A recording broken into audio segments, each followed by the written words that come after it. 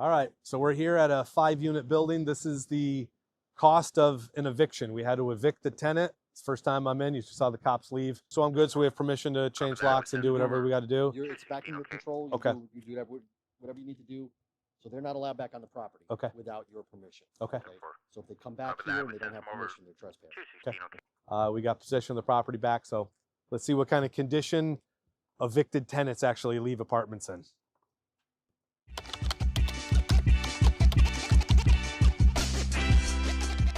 All right, let's check this place out. We got some lights on. This is the main bathroom.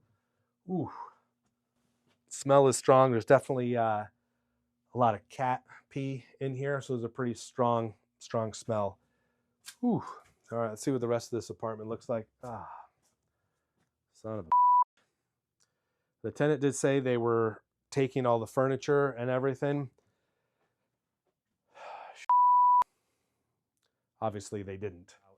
There's a lot of heavy furniture, so we're going to have to hire a junk removal company to come in here. And from what I've seen so far, if the rest of the apartment is filled like this, it's going to be thousands of dollars to clean this out because I'm too old to carry stuff like this. It won't fit in the regular dumpster. So the best thing to do is to bring in a professional clean out company, and they'll bang this out in a couple hours. Ugh.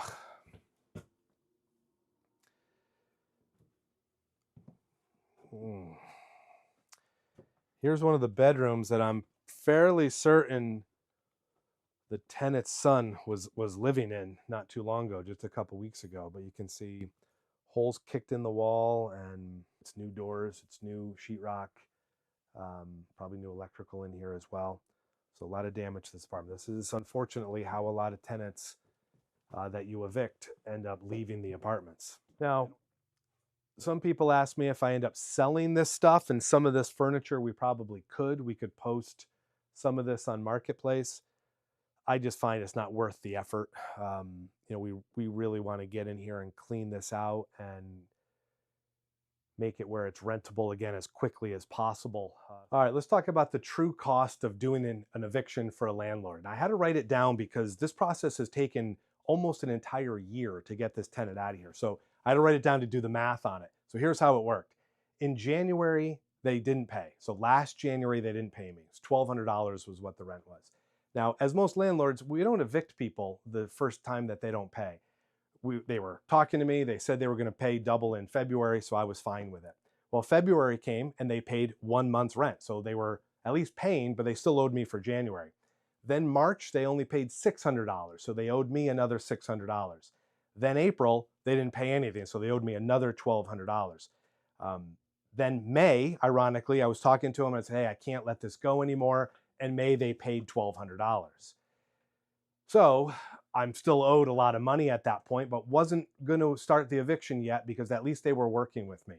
Well, sure enough, July comes and they didn't pay anything. It was another $1,200.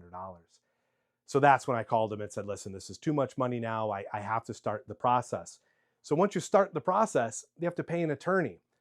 The total cost to hire an attorney and to do the serving of the paperwork and court dates and all that was $1,800. So I had to write a check for $1,800.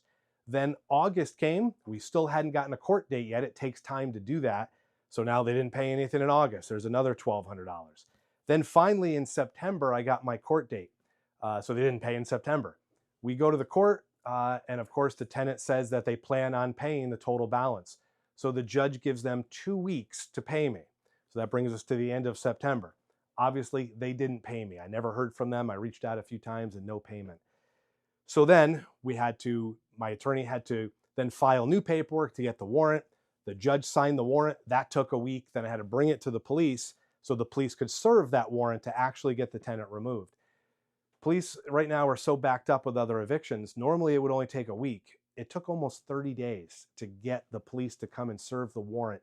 And then once they did, they gave him an additional 2 weeks to actually remove all of his stuff. And that expired a couple days ago. So they didn't pay October, November, and here we are in the first week in December, and today was the day that we actually got them out. So the total cost is $12,600 that I'm owed and that it cost me to get my apartment back. And obviously you can see from the condition, we'll probably put another $20,000 into this apartment to turn around and rent it. All right, that's a little overwhelming, the amount of work that's got to get done there. But again, the positive side on this one might be more negative than I normally am, but the positive side is we've gone basically a year with no income on this. We're gonna rehab this whole place. It's gonna look fantastic when we're done. We're gonna re-rent it to a new family. It's gonna increase the value of the building. And I've gone a year without really collecting any rent. So we can do this in 60 days, get rent coming back in. It'll all work out like it always does. So still a big believer in investing in real estate. This is just the unfortunate part of the process. But I wouldn't do anything else. So check back in a couple of weeks or a couple of months. We'll have a new video that shows the after of this.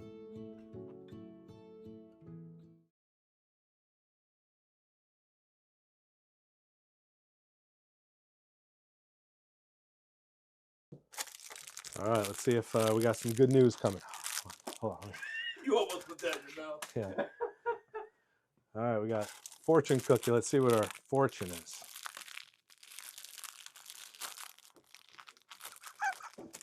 How do you open these things? I'm not putting it in my mouth.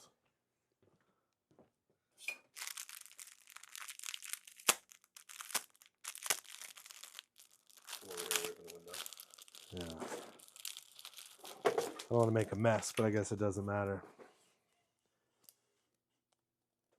Patience is the secret to a joyful mind. So I guess I have to be patient with this process.